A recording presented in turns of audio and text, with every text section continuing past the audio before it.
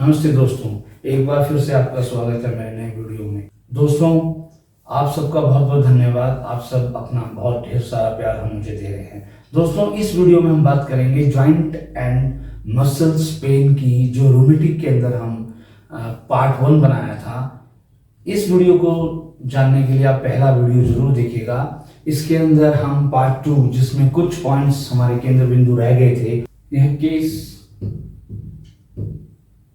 taking part 2 joint muscles pain। कई कारण हमने बताए, वो आप पिछले वीडियो में देख सकते हैं। हमने लास्ट जो वीडियो था, उसके अंदर हमने C11 हमने मेन मेडिसिन चुनी थी और उसके साथ हमने चुनी थी ग्रीन, और इन दोनों को हमने प्राइमरी मेडिसिन चुना था। और हमने फिर पेन मैनेजमेंट के लिए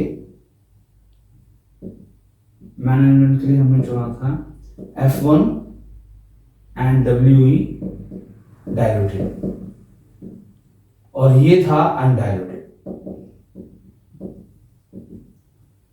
दोस्तों, ये दो हमारे पास मेडिसिन निकल कर आई थी। अब हम थोड़ा सा अलग तरह के केंद्र बिंदु पर ध्यान देते हैं कि जो पेन्स एंड मसल्स जो रूमेटिक की है, रूमेटिक पेन्स है, उसके अंदर हम कौन कौन सी अलग से मेडिसिन चुन सकते हैं। दूसरा कारण आएगा आपके अंदर डाइजेशन, और उसके अंदर ही आ गया ब्लड, तो आपकी दवाई बन जाएगी L2 दोस्तों। फिर आपकी दवाई वो L2 अनडायलूटेड, यानी कि D4। एक तो ये कारण हो गया। दूसरा, किडनी। अगर आपके जो यूरिक एसिड है, आपका जो कितना ही कारण हैं, वो आप पिछले वीडियो में देख सकते हैं कि कितने ही कारण हैं। वो कारण को हम अपनी स्पेसिफिक थेरेपी के अंदर अलग अलग चुनेंगे। तो इसके अंदर आ जाएगा S6, और अगर क्रॉनिक केस हो तो C6। दोस्तों, इस बात पे आप जरा ध्यान दीजिएगा कि जब भी S ग्रुप और C ग्रुप में चुनना हो तो S ग्रुप को आपको चुनना चाहिए जब आप कहीं ना कहीं एक्यूट केस पर डील कर रहे हो, और C ग्रुप आपको चुनना चाहिए जब क्रॉनिक केस पर डील कर रहे हो। ये दोस्तों बड़ा वेरी इंपॉर्टेंट पॉइंट है। अगर आप इसको अपने ध्यान में रखेंगे तो बहुत सक्सेसफुल होंगे।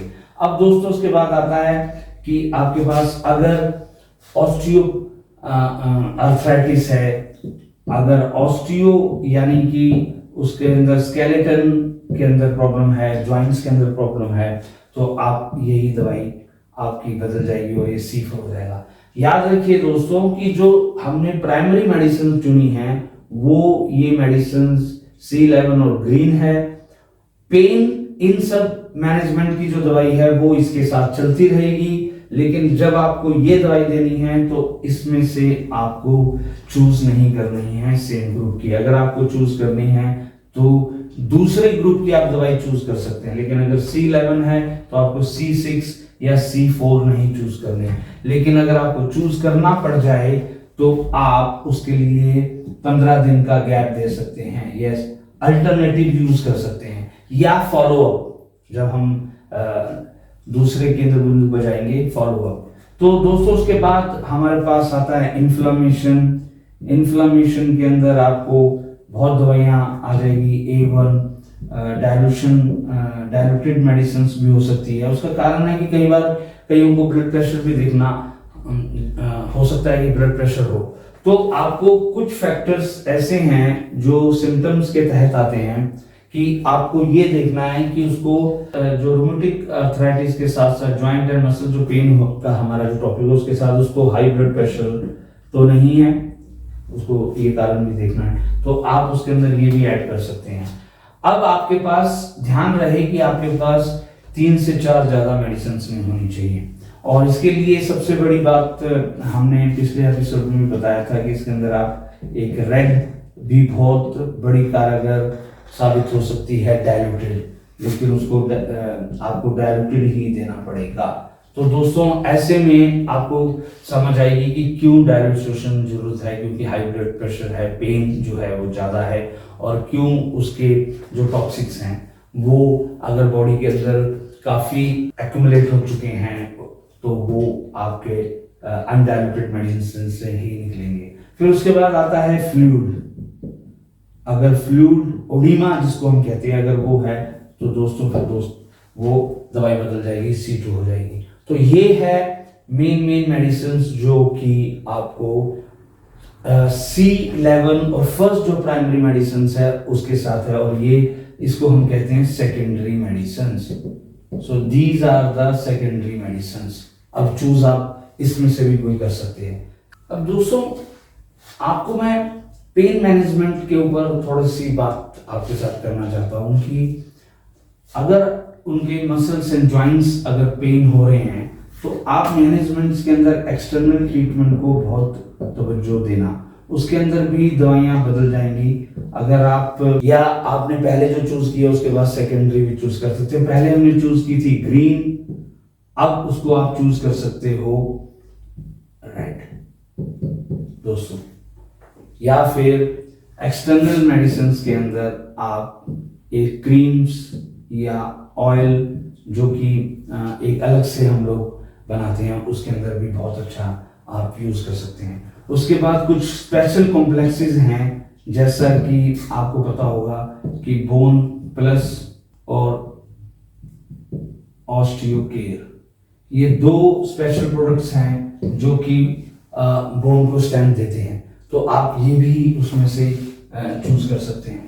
पर अगर आपको स्पेशल कॉम्प्लेक्सेस देने हैं तो फिर आप उसको दूसरी दवाई देने की कोशिश मत कीजिएगा, ताकि आपकी दवाई मिनिमम रहे। तो एक्सटर्नल के साथ साथ भी मेडिसिन चेंज होगी।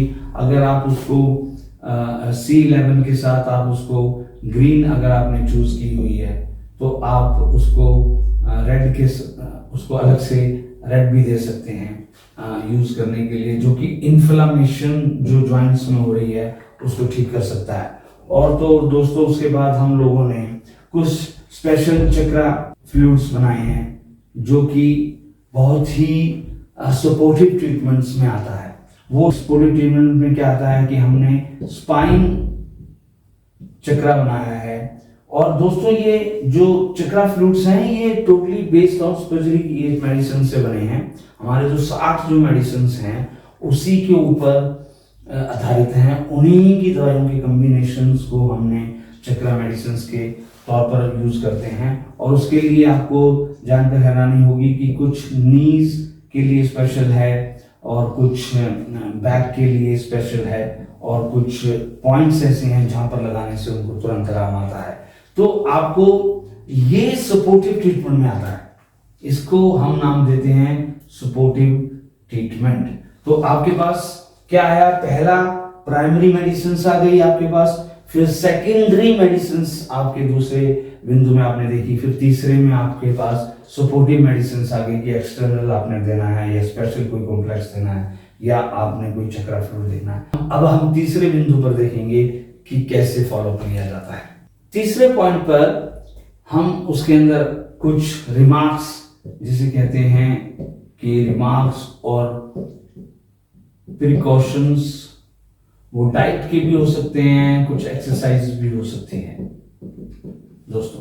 तो फर्स्ट उसकी जो डाइट है वो बहुत बड़ा, जैसा आहार वैसा विकार होगा, तो ये जरूर है। तो उसकी जो डाइट है उसके ऊपर आपको बहुत बड़ा केयरफुल रहना है कि पेशेंट्स क्या डाइट ले रहा है। और दूसरा दोस्तों एक्सरसाइज, लाइट एक्सरसाइज जो कि उसकी according to joint and muscles pains के अंदर उनको थोड़ी सी मदद मिले, ये हमें ध्यान रखना है। और तीसरा है सिट्रिक एसिड जो कि दोस्तों हमारे सर्जरी ट्रीटमेंट में बहुत जरूरी है। यानी कि जिस पदार्थ के अंदर, जिस फूड के अंदर सिट्रिक एसिड ज्यादा होगा वो डिटॉक्स का काम करेगा। जैसे लेमन हो गया, विनेगर, सिरका जिसे हम कहते हैं। तो लेमन, विनेगर और सिरका जिसको हम कहते हैं, और इमली, हम लोग इमली उनको भी बंद करवा सकते हैं। और उसके साथ ही साथ हम लोग कुछ ऐसे अचार पिकल्स हम लोगों को उसको बंद करवाने पड़ेंगे, क्योंकि दोस्तों हमारी जो मेडिसिन्स हैं वो सिट्रिक एसिड लेने से डिटॉक्स की वजह से वो उसकी दवाइयाँ उसको असर कम करती हैं, जिसको एंटीडॉट माना जाता है। अब जो लास्ट नंबर पर आता है वो ये है कि जो उसको प्रॉब्लम है, जो जॉइंट एंड मसल्स पेन उसको हो रही है, उसका एक नेचर है, और वो नेचर आपने मिक्स रखा है, लिम्फेटिक रखा है और ब्लड रखा है, या आपने उसका नर्वस रखा है। इनके अंदर जो फूड एग्रावेट करते हैं, उसके टेम्परामेंट, उसके नेचर को उनको अवॉइड करवाना है ड्यूरिंग द मेडिकेशंस। तो दोस्तों ये हम रिमार्क्स और प्रिकॉशंस करवाते हैं ड्यूरिंग द ट्रीटमेंट। तो दोस्तों ये बहुत इंपॉर्टेंट है, प्रैक्टिशनर का फर्ज है कि उसकी जो प्रॉब्लम है उसके साथ जो डाइट्स का जो कनेक्शन है उसको बहुत जरूरी देखना है। अननेसेसरी परहेज कराने की जरूरत नहीं है, पूरा खाना बदलने की जरूरत नहीं है, जिस तरह से हम देखते हैं कि दूसरी सिस्टम्स के अंदर पूरा ही वातावरण चेंज कर दिया जाता है। इसकी जरूरत नहीं है, सिर्फ और सिर्फ पॉइंट करना है। और दोस्तों अब हम बात करते हैं फॉलोअप की। दोस्तों ये है चौथा और very important point, follow up is the backbone of the all system. दोस्तों सबसे पहले तो मैं आपको बताना चाहूंगा कि फॉलोअप होता क्या है, क्योंकि हमारे कई प्रैक्टिशनर्स को फॉलोअप के बारे में बहुत कम जानकारी होगी। फॉलोअप का मतलब होता है कि आपने कोई भी दवाई दी, उसका फीडबैक क्या है, कैसे उस पेशेंट्स ने आपको आके उसका जो रिजल्ट है उसको आपने लिया, कैसे उसने उसको फॉलो किया दवाइयों को, क्या उसने चेंजेस देखी। ये जब आप आके प्रैक्टिशनर को पेशेंट बताता है तो प्रैक्टिशनर्स उसका सारा फॉलोअप जो है उसका एक डाटा बनाता है। जैसा कि मैंने अपने वीडियो में बताया था कि हम फॉर्म देते हैं, एक पेशेंट के लिए देते हैं उसमें भरने के लिए, और एक हम देते हैं जो पेशेंट्स को ट्रीटमेंट दिया गया। दोस्तों वो फॉलोअप क्या होता है कि उस फॉलोअप पर आपने क्या करना है कि पहले जो हमने दवाइयाँ सिलेक्ट की हैं, आपके पास उस फॉलोअप पे लिखा होगा कि प्राइमरी मेडिसिन्स क्या थी। प्राइमरी मेडिसिन्स थी आपके पास ग्रीन और C11, आपके पास पेन मैनेजमेंट में थी आपके पास F1 और वाइट, और आपके पास एक्सटर्नल ट्रीटमेंट में आपके पास थी मेडिसिन्स, आप उसको C11 कह सकते हैं, आपने उसको कोई और चक्रा मेडिसिन दे रखी हो या और क्रीम या ऑयल दे रखा हो तो वो आप इस पे लिख सकते हैं। और आपने इसके अंदर इंपॉर्टेंट आता है कि आपने प्राइमरी मेडिसिन को के साथ साथ आपने सपोर्टिव मेडिसिन यूज की थी कि नहीं की थी, सपोर्टिव मेडिसिन आपने दी थी कि नहीं दी थी, वो एक कॉलम होगा। फॉर एग्जांपल आपने प्राइमरी मेडिसिन दी थी तो वो किस डाइल्यूशंस में दी थी, वो D4 में दी थी कि D12 में दी थी या डाइल्यूटेड दी थी, तो वो अनडाइल्यूटेड दी थी, डाइल्यूटेड दी थी, ये भी होगा। और पेन मैनेजमेंट आपने डाइल्यूटेड दी थी।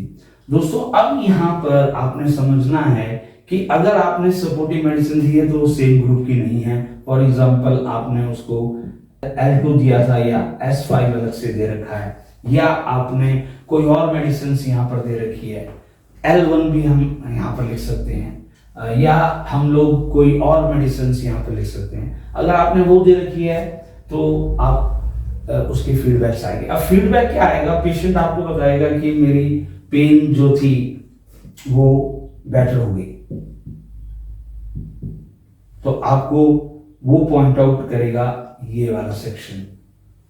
और अगर वो पेशेंट आप कहता है कि मेरे जॉइंट एंड मसल्स रिलैक्स हुए हैं, मेरी स्टिफनेस में थोड़ा फायदा हुआ है, मेरी जो ओवरऑल जो जॉइंट्स हैं या मेरे जो बैक है या मेरे पर्टिकुलर जो हाथ हैं उनके अंदर मुझे ऐसा लगता है कि स्वेलिंग कम हुई है, सूजन कम हुई है, तो आपको वो पूरे जो सिम्टम्स हैं वो लिखने हैं, और वो बेटर हुए हैं कि वर्स हुए हैं, यानी कि वो ज्यादा हुए हैं या कम हुए हैं, ये चीज आपको बहुत इंपॉर्टेंट वो फॉर्म के अंदर है।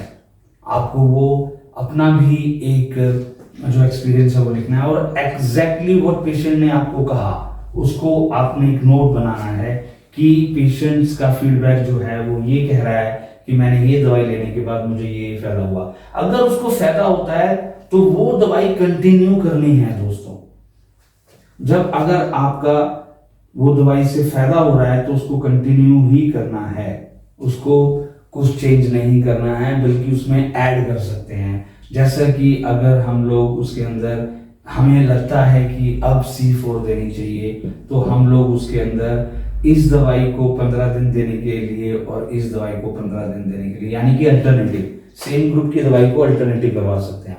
पहला तो ये ऑप्शन है। दूसरा ये है कि आप उसके अंदर ग्रीन जो मेडिसिन हमने चूज कर रखी थी उसकी जगह आप रेड लेके आ सकते हैं। तो आपने जो ग्रीन दवाई दे रखी है उसकी जगह रेड आ गई, तो आप इस तरह से भी कर सकते हैं। डिपेंड ऑन केस, क्योंकि मेडिकल सिस्टम में जो बहुत बड़ा डीप साइंस है, आप एक ही दम में एक ही दिन के अंदर या एक ही महीने के अंदर उसको ठीक नहीं कर सकते, लेकिन फिर भी कुछ रिजल्ट्स आएंगे। इन केस कई पेशेंट आपके पास जब आते हैं तो वो बेटर फील करते हैं, क्योंकि ट्रायल जो हो रखे हैं मेडिसिन के जो हमने आपको एक चूज करने का जो तरीका बता रखा है, उससे बहुत मैक्सिमम ये होगा कि आपने जो दवाई दी है उससे रिजल्ट ही आएगा। इन केस पेशेंट आपको बताता है कि मेरे कुछ सिम्टम्स, या तुरंत आपको फोन आ जाता है या आपको कांटेक्ट में आता है, तो पेशेंट को बोलिए कि आप मुझे कभी भी फोन दे सकते हैं, उसके साथ लिंक में रहिए कि आप मुझे बताइए कि आपको क्या हुआ। अगर वो पेशेंट के वो सिम्टम थोड़े से बढ़ते हैं तो इसका मतलब जो दवाई है आपने चूज की हुई है वो स्ट्रॉन्ग है, दवाई ठीक है। आपने जो दवाई चूज कर रखी है, कोई भी दवाई हो सकती है, उसको आप अगर D4 दे रहे हो तो आप उसको डायल्यूटेड कर दो। सिंपल है, उसको सिंपल तरीके से लेना। और कई बार दोस्तों आप हैरान हो जाएंगे कि अगर आपने D12 डायल्यूटेड मेडिसिन दे रखी है और फिर भी एग्रावेशन होता है दोस्तों, हाँ जी बिल्कुल, आपको ये जानकर हैरानी होगी कि डायल्यूटेड मेडिसिन से भी अगर कुछ उसमें आ रहा है तो इसका मतलब वो मेडिसिन और डायल्यूशन नहीं करना है, उसको कम करना है, यानी कि उसको ले जाके D8 पे लेके जाना है, यानी कि पानी कम करना है। अगर आपके पास वो नहीं है तो आपको जहां पर 1 गिलास में दे रखा था उसको आधे गिलास में देना है। और अगर वो ज्यादा D4 दे रखा था आपने और वो ज्यादा कर रहा है तो जहां पर उसको आपने सीधा दे रखा था तो वो 1 गिलास पानी में देना है। और अगर इन केस D4 आपने 1 गिलास पानी में दे रखा है और फिर वो एग्रावेशन कर रहा है या उसके जो प्रॉब्लम्स है बढ़ रहे हैं तो वो 2 गिलास पानी में चला जाएगा। दोस्तों ये समझने के लिए एक अलग से वीडियो चाहिए, और हम बता रहे थे कि किस तरह से फॉलो अप लिया जाता है, और उसमें जब पेशेंट्स डिटेल्स देता है तो कैसे वो एक डाटा बनता है, तो वो आपके काम भी आता है, आने वाली जनरेशन के काम भी आता है, सिस्टम के काम तो आएगा ही आएगा। तो किस तरह से आपने वो जो पेशेंट्स हैं वो एग्रावेशंस जो हो रहा है उनको किस तरह से आपने उसको देखना है, ये पेशेंट की सबसे बड़ी जो प्रॉब्लम है या कंडीशन जो है उसको आपको समझना बहुत जरूरी है। तो दोस्तों कहीं ना कहीं आपको समझ आएगी कि जब आप इसको एनालाइज करेंगे तो आपको पता लगेगा कि मैंने ये दवाई दी थी, तो कोई भी अकेली दवाई आप उसको आगे पीछे कर सकते हैं। अगर आपने सपोज कीजिए फॉलो अप आप लेना चाहते हैं, डाटा बना रहे हैं और आपने मिक्स दवाइयां दे रखी हैं, फॉर एग्जांपल हम जॉइंट एंड पेन के लिए आपने एस ग्रुप से कई मेडिसिन ले रखी है, S5 भी ले लिया, S10 भी ले रखा है, उसके अंदर आपने L1 भी डाल रखा है, उसके अंदर C4 भी डाल रखा है, C5 भी डाल रखा है, उसके बाद आपने ग्रीन भी डाल रखा है। आप मुझे बताइए कि वो सारी दवाइयां आपको कैसे पता चलेगा कि कौन सी दवाई क्या कर रही है। वो अगेन आपके लिए एक अलग से वो फिर दोबारा से आप एक अनप्रोफेशनल लेवल पर चले जाएंगे। आपने खुद 15-16 मेडिसिन का एक कॉम्बिनेशन बना रखा है। जब फॉलोअप आता है तो आप उसको कैसे एनालाइज करेंगे, ये बहुत बड़ा सवाल है। और ये सवाल ही सिस्टम को नीचे गिराता है या ऊपर उठाता है। अगर इसका उत्तर अगर हमने दे दिया तो समझ लो कि सिस्टम बहुत ज़्यादा तरक्की करेगा। तो दोस्तों, फॉलोअप करने के लिए आपको कैटेगरीज बनानी पड़ेगी। तो अब दोस्तों हम लास्ट फाइनल पार्ट पे समझते हैं कि फॉलोअप्स पे दिखता कैसे है। दोस्तों, हमारा जो आखिरी बिंदु है उसके अंदर हम देखेंगे कि दवाई देने के बाद कैसा चार्ट दिखेगा आपको। तो आपको क्या करना है कि पहले पेशेंट आया, उसका एक आपने यहाँ पर लिखा कि हम जॉइंट्स एंड मसल्स, हमने उसको प्राइमरी मेडिसिन दिया, सेकेंडरी मेडिसिन दिया, सपोर्टिव मेडिसिन दिया। उसके बाद हमने उसको यहाँ पर एक रिमार्क भी लिख सकते हैं आप कि हमने उसको क्या एडवाइस दी, और उसके यहाँ डायलूशन आपको लिखना पड़ेगा कि कौन सा दिया। तो दोस्तों, हमने यहाँ पर दिया था C11 और यहाँ पर हमने उसके साथ दिया था ग्रीन। तो सपोर्टिव के अंदर हमने फॉर एग्जांपल चुना हुआ था L2 या कोई और मेडिसिन, तो आप वो भी दे सकते हैं, पर सेम ग्रुप की नहीं है। और सपोर्टिव मेडिसिन के अंदर आपने एक्सटर्नल ट्रीटमेंट चुना हुआ है और अलग से कई चक्रा मेडिसिन आपने चुनी हुई है। और रिमार्क के लिए ऊपर डाइट, एक्सरसाइज आपने उसको, और सिट्रिक खट्टी चीजें बंद कर रखी हैं, डायलूशन आपने D4, और पेन के लिए आपने जो चुना हुआ था उसके अंदर आपने D12 या डाइल्यूटेड आपने खुद पानी में कर रखा है। अब दोस्तों, जब पेशेंट वापिस आया, ये हो गया फर्स्ट विजिट, अब वो सेकंड विजिट आ रहा है, 10 दिन के बाद आ रहा है, 15 दिन के बाद आ रहा है, इसके ऊपर आप डिपेंड कीजिएगा। वो 1 महीने के बाद भी आ सकते हैं। तो आपके पास आके जो भी उसने फीडबैक दिया, बेटर तो व्हाट, सारी चीजें लिख लो, बेटर है, उसमें कोई प्रॉब्लम ही नहीं है। आप उसको जो भी दवाई दे रही है उसको कंटिन्यू कर दो, बोलो कि इसको कंटिन्यू कीजिए, है ना। अनदर जो भी पीरियड आप देखना चाहते हैं उसके लिए आप उसको ड्यूरेशन देके उसको दवाई दे दो, क्योंकि बेटर हो रहा है वो पेशेंट, थोड़ा टाइम लगेगा। अगर इन केस पेशेंट आके बोलता है कि नहीं मेरा वर्स हो गया, तो क्या, कहां पर, तो अब वो बोलता है कि मुझे पेन ज्यादा हो गया, सिंपल बोलेगा, जो कि बहुत कम चांसेस हैं। लेकिन अगर वो बोलता है कि पेन मेरी ज्यादा हो रही है, तो दोस्तों समझ जाना कि जो डाइल्यूशन आपने पानी में 1 गिलास में डाला हुआ है, 1 गिलास, तो आप उसको 2 गिलास कर सकते हैं, क्योंकि गुंजाइश है अभी 3 गिलास तक जाने की। यानी कि D4, D8 और D12 हमारी थ्योरी है। तो D12 तक पहुंचने के लिए हम अभी वो डाइल्यूट कर सकते हैं। अगर यहां आकर भी हो तब वो वापस रिवर्स आएगा और आगे नहीं जाएगा दोस्तों, वो अलग से एक वीडियो बनाएगा।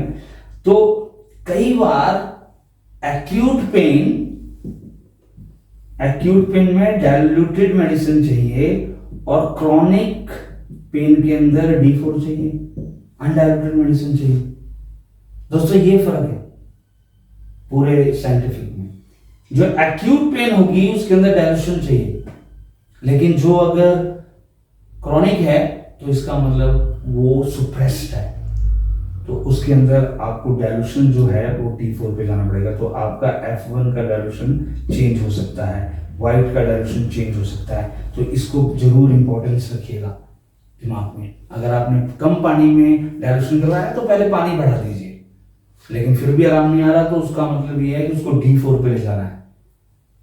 फॉर एग्जाम्पल, अगर आप इसको D30 कर दो और इसको और डाइल्यूशन करते रहो, तो पहली बात तो हम आउट ऑफ द साइंटिफिक चले गए, और फिर वो पानी हो गया, वाटर हो गया, और तीसरा फिर उसको कुछ भी दे रहे हो, उसका कोई रिजल्ट नहीं आएगा ना। तो हमको ये समझना है। लेकिन दोस्तों, मैं आपको पूरे दावे के साथ कहता हूं कि जो एक बार ट्रायल्स मेडिसिन को करता है और उसके बाद अगर मार्केट के अंदर लेके आता है तो ये चांसेस सब कम हो जाते हैं, उसको समझाने की देर है। अब दोस्तों अगर उसकी मेडिसिन के ऊपर एक और ध्यान रखना है कि अगर पेन मैनेजमेंट है तो वो उसको पेन की ही दवाइयों को आगे पीछे करना है, और दूसरी दवाइयों को अगर आपने करना है तो उसको चेंज कर दीजिए। आप C11 की जगह C4 ले आइए, क्योंकि उसका कारण कुछ और हो सकता है। आप इसको समझने की कोशिश कीजिएगा। फिर उसके जो ऑस्टियो के अंदर फिर आपको स्टडी, फिर हम केस हिस्ट्री का मतलब आपको समझा रहे हैं। फिर आपको यूरिक एसिड तो S6 किडनी, फिर C6 क्रॉनिक, तो ये सब चीजों पर फॉलोअप के अंदर आप उसको दवाई दे सकते हो। और सबसे बढ़िया बात होती है पेशेंट के साथ डिस्कशन करना, उसको समझाना।